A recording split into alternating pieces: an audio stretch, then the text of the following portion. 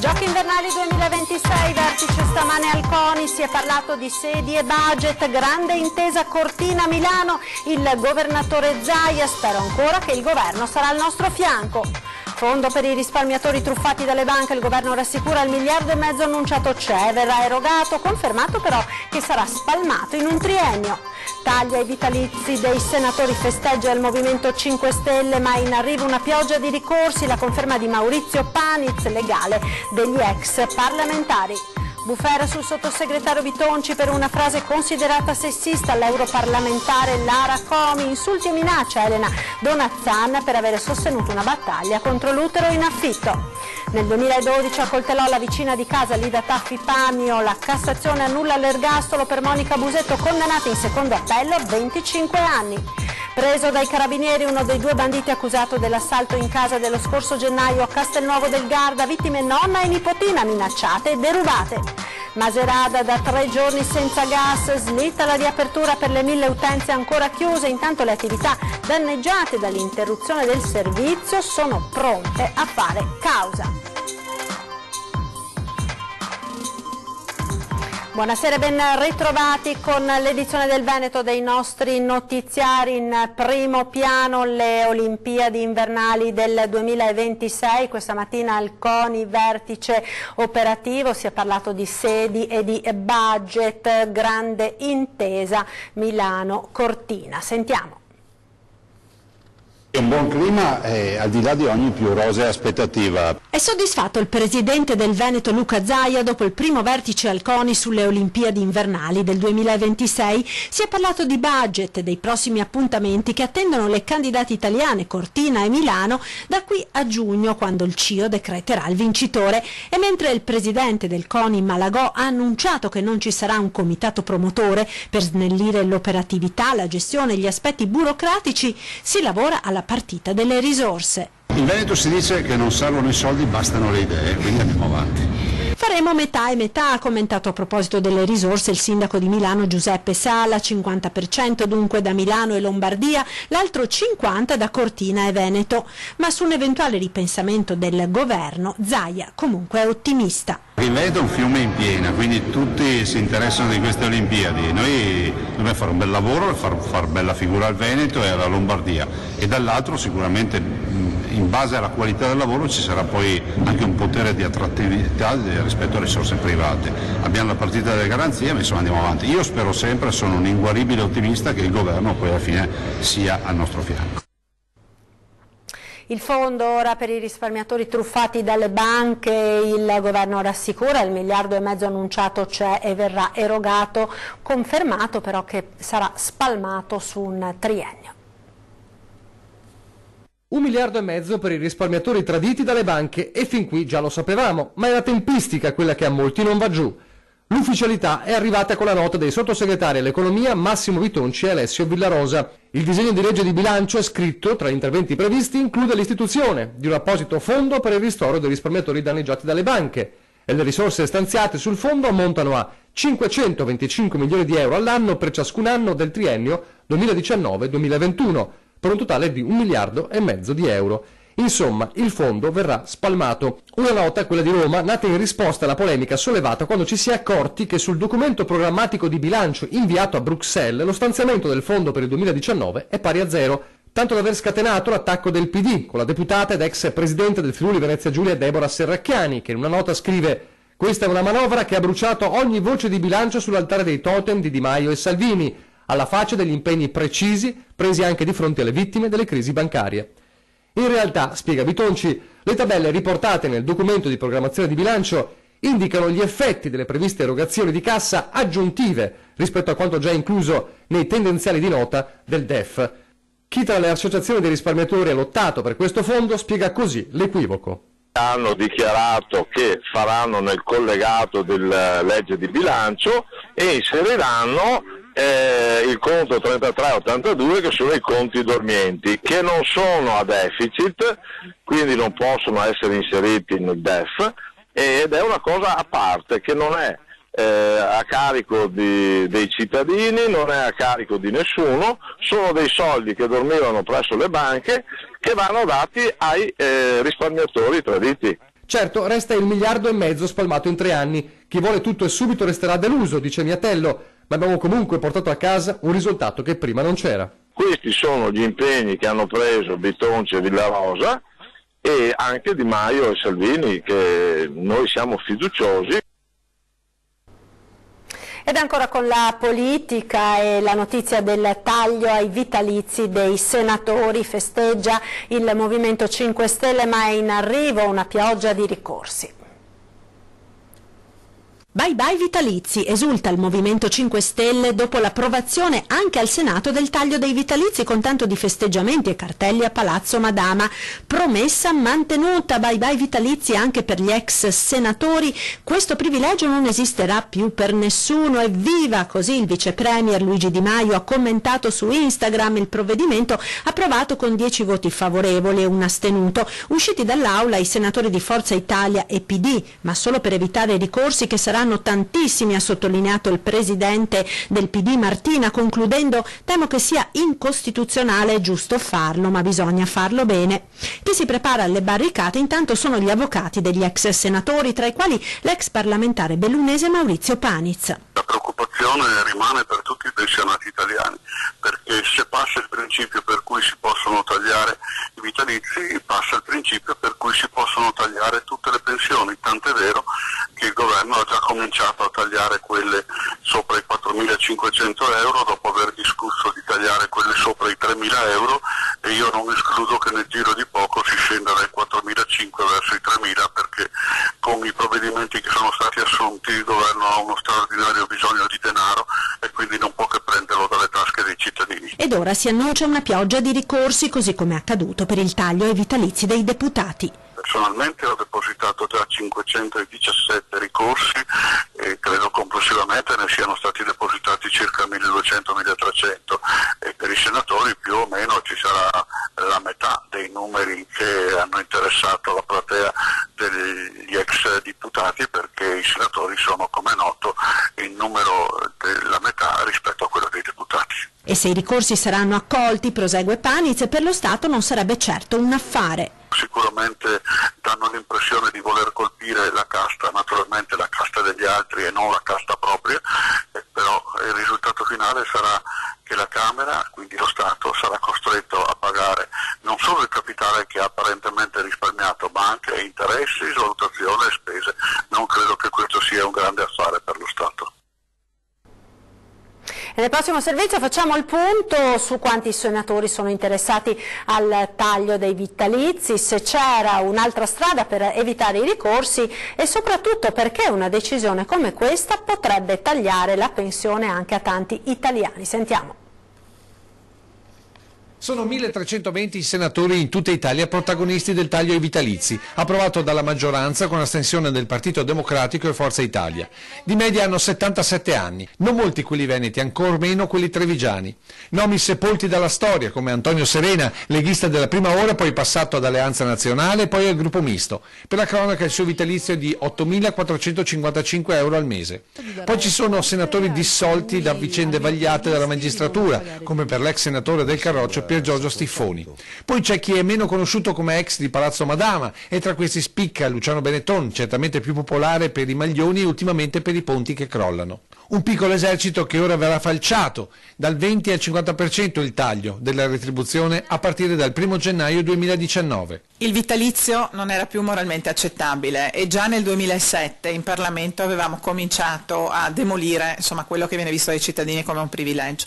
In particolare poi nel 2012, quindi ben prima che arrivasse il vice premier Di Maio, eravamo passati completamente dal retributivo al contributivo per i parlamentari. Inevitabili reazioni alla decisione, con 700 ricorsi già pronti a partire, col rischio di marcia indietro da parte dello Stato. Sarebbe stato più semplice trovare una soluzione come quella del contributo di solidarietà, cioè chiedere a questi ex parlamentari di versare un contributo, per esempio a sostegno delle pensioni dei giovani in futuro, piuttosto che intraprendere questa strada che rischia di essere molto complicata e magari di aprire dei fronti pericolosi per altre situazioni, per altre categorie di cittadini, penso ad esempio alle baby pensioni. Approvate nel 1973, che hanno permesso ai 40 e 50 anni di allora di stare a casa da oltre 40 anni con appena 14 anni, 6 mesi e un giorno di contributi. Infine, dagli ex senatori resta comunque l'amaro sul piano politico. Ho trovato molto sgradevole che un vice premier come Luigi Di Maio oggi definisse parassiti gli ex parlamentari della Repubblica. Faccio un esempio del nostro territorio. I cittadini del Veneto considerano Tina Anselmi una parassita che ha vissuto a spese dei contribuenti dello Stato? Tutti d'accordo con il taglio, invece i cittadini che abbiamo sentito quest'oggi? Penso che hanno fatto bene, diciamo che prendono già tanti soldi in confronto a noi che prendiamo niente. Penso che possano bastargli lo stesso anche quello che hanno, anche se fanno dei tagli, ecco. Io ne sono contenta. Mi sembra un passo in avanti, vediamo se va in porto comunque. Che era ora, perché non se ne può più. C'è gente che crepa di fame, anche qui da noi, in Enrico Nord-Est, cioè, è una roba inconcepibile. Tutti quanti noi abbiamo avuto dei diritti acquisiti che adesso non valgono più niente, quindi è bene che anche loro si diano una regolata. Una mossa da fare già da un po' di tempo e quindi sono assolutamente a favore di questa cosa e penso dia anche un'immagine diversa del nostro paese. Ci voleva anche prima? Magari prima. Era ora, era troppo tardi sempre. E chi dice che sono comunque diritti acquisiti, non andavano tolti? Hanno già tanti di quei diritti acquisiti che possono proprio rinunciare, è ora che si vergognino di averlo ricevuto fino adesso. L'assessore regionale Elena Donazzan insultata e minacciata di morte sui social per la sua posizione sul tema dell'utero in affitto. Sentiamo. Commenta tu, che io intanto carico il fucile per ammazzarla. Insulti, offese pesanti, minacce di morte. Questa mattina al suo risveglio l'assessore regionale Elena Donazzan è stata attaccata sui social dopo aver condiviso sui suoi profili la campagna contro l'utero in affitto di Provita Onlus e Generazione Famiglia. È una reazione che trovo incredibile per livore, cattiveria, insulti, per una posizione che io tengo da sempre di dire no all'utero in affitto. E quindi proprio una violenza in risposta che è priva di qualsiasi ragione. E devo dire che, tra l'altro, trovo paradossale che si minacci di morte quando io semplicemente ho difeso la vita e il diritto di un bambino ad avere una mamma e di vivere con lei, magari di avere una mamma e un papà e di vivere con loro. Ecco, questo mi ha lasciato disorientata. Donazzan non si fa intimidire e anzi annuncia azioni legali. Io la mia posizione la tengo ancora più forte di prima, perché se questo è il livello della cattiveria troveranno fermezza nei valori, ma la cosa che voglio fare, che sto facendo, è proporre querela nei confronti di queste persone e di attivare la polizia postale, perché dietro alcuni post si celano figure che si fa fatica a riconoscere, di cui si fa fatica a riconoscere l'identità, ma ciascuno di queste persone deve assumersi la responsabilità delle minacce che ha fatto. I social non possono diventare la terra delle deresponsabilizzazioni dove può accadere di tutto. Intanto dalla regione arrivano messaggi di vicinanza all'assessore Donazzan. Rivolgo la mia più totale solidarietà al commento del presidente Zaia. In un mondo civile si rispettano le idee di tutti, altrimenti non ha senso parlare di democrazia e libero pensiero. Si può condividere o no una posizione, conclude, ma l'offesa e la minaccia sono lo strumento più sbagliato, inaccettabile sempre e comunque. Ed intanto è bufera sul sottosegretario Massimo Bitonci dopo il botta e risposta con l'europarlamentare di Forza Italia Lara Comi sulla 7 all'eurodeputata Azzurra che incalzava l'esponente del governo sulle misure previste nella manovra chiedendo con insistenza si fa o non si fa. L'ex sindaco di Padova risponde sorridente: la proporremo alla 7 per condurre un programma di cucina. La battuta ha lasciato esterrefatta la Comi e scatenato la protesta inchiesta delle parlamentari di Forza Italia che accusano di sessismo Bitonci ed il governo giallo-verde. Le vergognose parole e l'atteggiamento sessista del rappresentante della Lega, oltre che da maleducato ed arrogante, sono indegni di un rappresentante delle istituzioni, attacca Katia Polidori, vicepresidente di Forza Italia alla Camera.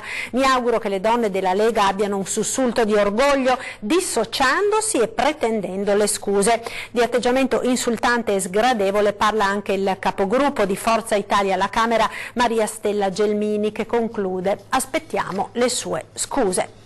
La cronaca giudiziaria ora con la vicenda dell'omicidio Pamio, 25 anni, in appello all'ex infermiera Monica Busetto, e intanto la difesa annuncia ricorso. Sentiamo.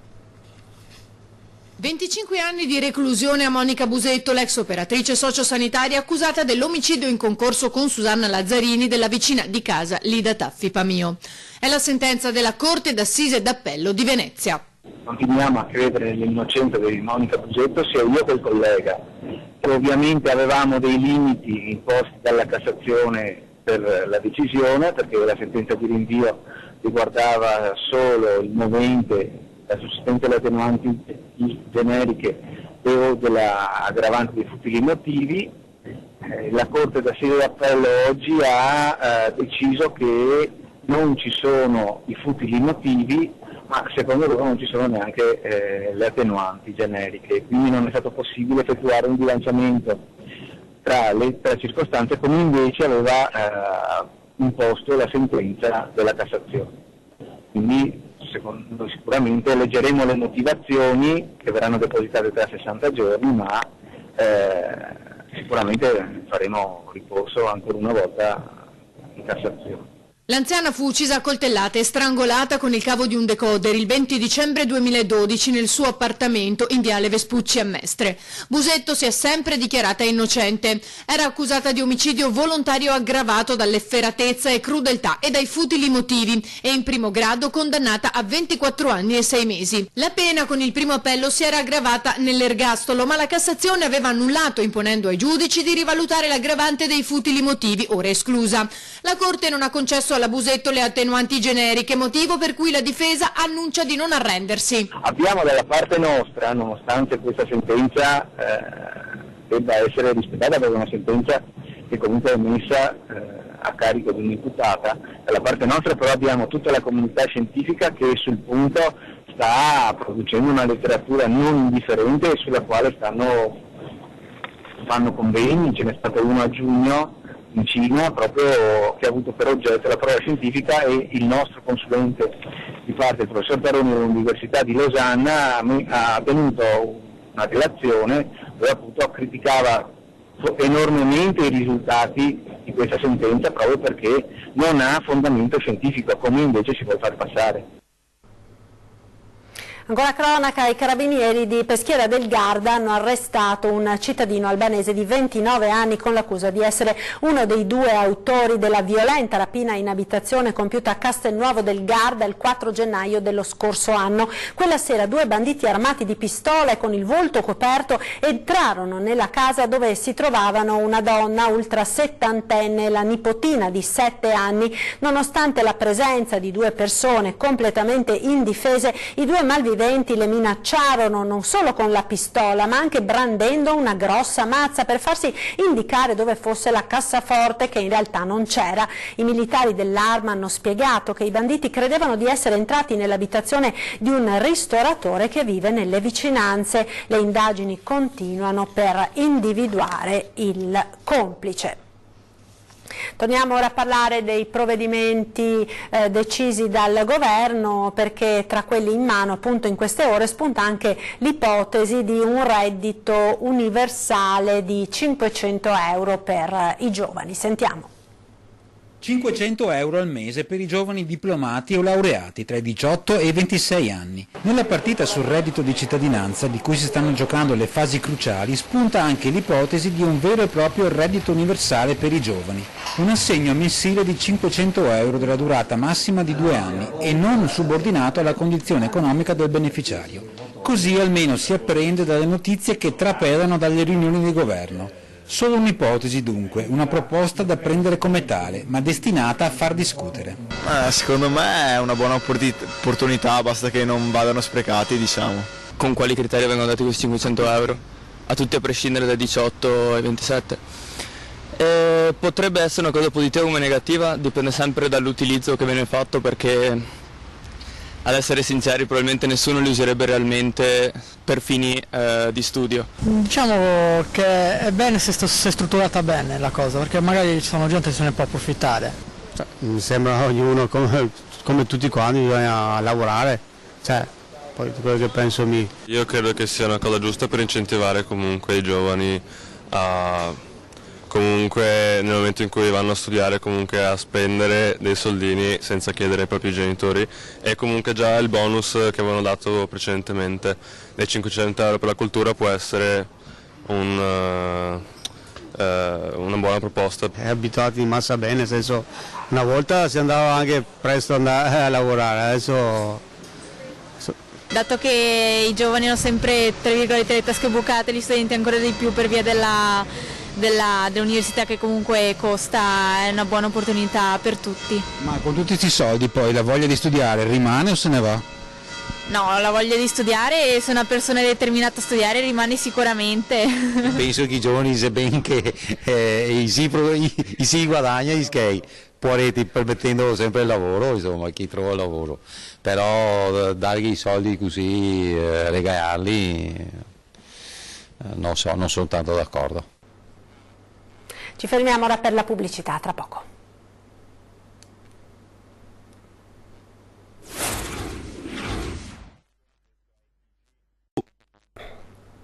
Eccoci di nuovo in diretta con l'edizione del Veneto dei nostri TG, una notizia di cronaca giunta poco fa in redazione. Sono disperate le condizioni di un operaio di 26 anni residente a Valli del Pasubio che nel tardo pomeriggio di oggi è rimasto folgorato mentre stava lavorando a Marano Vicentino in via Roma su un traliccio. Secondo una prima ricostruzione il giovane si trovava su una piattaforma aerea all'interno di un cestello di una gru mobile quando per cause in corso di accertamento avrebbe urtato i cavi dell'alta tensione rimanendo fulminato. L'operaio è rimasto dentro il cestello esanime, solo i vigili del fuoco del distaccamento di Schio arrivati sul posto con l'autoscala hanno potuto raggiungerlo e prestargli le prime cure. Le sue condizioni sono apparse subito gravissime. Il giovane è stato trasportato con l'elicottero del 118 che ha raggiunto immediatamente la zona all'ospedale Borgo Trento di Verona, dove i medici stanno tentando il possibile per salvarlo. Cambiamo argomento, andiamo a Macerata dove slitta la riapertura del gas per le 1000 utenze ancora chiuse. Sentiamo. Centro di Macerata sul Piave, terzo giorno senza gas metano e non sarà purtroppo l'ultimo. L'infiltrazione d'acqua partita da un impianto privato ha interessato molti più chilometri di condotte di quanti si stimava e AP Reti Gas, la società di Ascopiave che gestisce la distribuzione del metano, fa sapere che le prime utenze saranno ripristinate non da questa sera ma da domani per terminare venerdì, quando si spera che l'emergenza sia definitivamente conclusa. Le foto delle condotte che scolano l'acqua parlano da sole. 1000 i contatori chiusi. Per riaprirli via via che sarà possibile è stato già precettato personale da tutto il Veneto. Macerata intanto è un paese che resiste. Niente fornelli, niente acqua calda, attività costrette a fermarsi, un bar e un panificio ancora chiusi, latteria in seria difficoltà, i giorni passano e i nervi sono ormai a fior di pelle. Ieri mi avevano detto che oggi avevo il gas in serata. Ho ottenuto il prodotto e per fortuna ho trovato un altro caseificio che me lo ha smaltito, altrimenti buttavo via tutto, se aspettavo domani. Adesso sto guardando di poter anche o fare delle azioni legali, adesso parlerò anche con gli altri esercenti perché non è un danno da poco. Comunque le spese vanno avanti, la bolletta arriverà comunque con tutte quante le spese accessorie, non di consumo, ma le spese vanno avanti e secondo me ci dovevano almeno dare delle risposte. Io capisco che le famiglie possono cucinarsi la bistecca con il fornello, ma io ho provato a mettere il fornello vicino alla caldaia, ma non si scalda l'acqua e neanche non fa vapore. Chi è pesantemente colpito, chi invece riesce lo stesso a servire i clienti come al bar centrale. Col gas da Campiccio, che finisce questa storia, per tutti i paesani di Macerata. Viale Caccianiga che resta chiuso per consentire alle 4 squadre al lavoro di proseguire la bonifica. Vigili e protezione civile riescono a far circolare in auto i residenti sfruttando la circonvallazione esterna. Chi vive solo marginalmente il disagio sopporta con pazienza. Hanno capito che le forze in campo sono notevoli, lo sforzo è massimo da parte di tutti, sia dell'impresa sia dell'amministrazione comunale con la sua struttura operativa. Quindi lo sforzo è massimo, hanno recepito che lo sforzo è massimo e quindi sopportano anche un disagio, ecco, perché sono consapevoli che è meglio di così non ascoltare. Da venerdì a domenica nel cuore di Padova va in scena Sapori d'autunno, un viaggio alla scoperta delle aziende agricole della provincia. Radicchio, zucca, funghi, castagne, pere, salumi d'oca e molto altro. Un viaggio alla scoperta dei sapori di stagione del territorio grazie agli oltre 30 stand di aziende agricole del Padovano. Parliamo di Sapori d'autunno, evento in programma per 3 giorni nel fine settimana nel cuore della città. Valorizzare e potenziare ancora di più il percorso brevissimo che deve esserci tra il produttore e il consumatore. Quindi abbiamo voluto non solo raccontare il nostro prodotto alle persone e ai tanti cittadini che verranno a visitare questa bellissima manifestazione, ma glielo raccontiamo anche facendolo degustare. Se c'è un servizio che può fare l'amministrazione comunale di Padova è proprio sviluppare questo consumo consapevole, perché nella misura in cui sappiamo quello che acquistiamo e consumiamo andiamo anche a dare forza alle produzioni di qualità. In piazza Garibaldi un punto informativo della provincia sulle iniziative e attività turistiche legate ad agriturismi, fattorie didattiche e turismo rurale. Un bel incontro tra i cittadini di Padova, i cittadini della provincia di Padova e i produttori agricoli che offriranno il loro meglio. Conoscere i prodotti del nostro territorio e le eccellenze che vanno dai salumi al vino alle farine, e credo che più ne ha più ne metta, e conoscere i prodotti agricoli significa conoscere anche il territorio. L'agricoltore che porta direttamente il proprio prodotto e racconta come e dove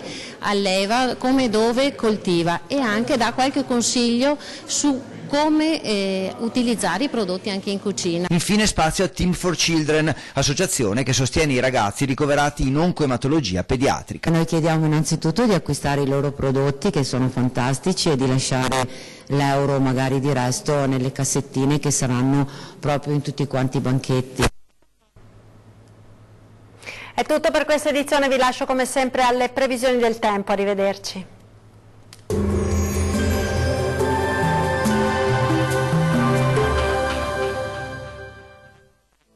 Ben ritrovati al meteo. Sulle nostre regioni sarà una giornata all'insegna del bel tempo, ma vediamo il dettaglio. Sul Veneto sarà asciutto e stabile su tutti i settori. Tuttavia, al mattino il cielo si presenterà irregolarmente nuvoloso, ma senza altre conseguenze. Non sono infatti attesi fenomeni degni di nota. Più sole invece a partire dal pomeriggio. Temperature in lieve aumento con minime tra 13 e 16 gradi. Valori massimi compresi invece tra 21 e 25 gradi circa. Diamo ora uno sguardo al Friuli Venezia Giulia. Situazione molto simile, con il cielo che risulterà irregolarmente nuvoloso e spesso coperto al mattino, specie sulle aree costiere, ma il tempo si manterrà asciutto e stabile. Non sono attese piogge, via via più soleggiato col passare delle ore. Temperature minime tra 14 e 16 gradi. Massime molto miti, tra 22 e 25 gradi circa. Vediamo infine la situazione del Trentino Alto Adige. Non cambia di molto la previsione. Molte nubi sui settori meridionali della nostra regione al mattino, ma in genere senza fenomeni associati. Maggiori spazi soleggiati invece nella seconda parte della settimana. Temperature stazionarie ma molto miti, con minime tra 14 e 16 gradi. Massime intorno ai 24 gradi. Dal meteo di Antenna 3 è tutto, arrivederci.